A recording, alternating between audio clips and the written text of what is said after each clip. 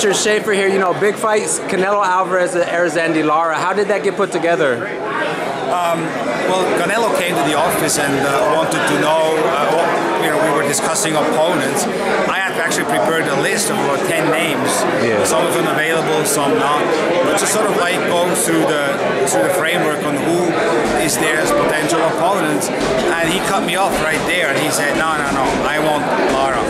Okay. I said, well, let's go through the other names. No, I want Lara. Get me Lara. Well, what, And he didn't want to talk about anybody else, anything else. He wanted Lara. Does that remind you a little bit when he said he wanted to fight Austin Trout? Absolutely. He is one determined young man, Canelo. The same as with Floyd. I mean, he really wanted Floyd, Yeah. And so he wants to test his skills against the best out there, and he's not afraid of challenging these dangerous guys. What was your thoughts on Canelo with the Angulo win? How do you think he looked? Canelo looked sensational. Yeah. And somehow Angulo didn't seem to be himself.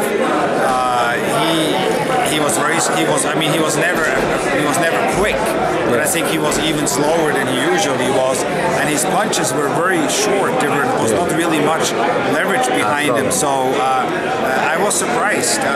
It wasn't Angulo's night, but I'm sure that Canelo had a lot to do with that as well. His combinations were great, the speed was there, the footwork.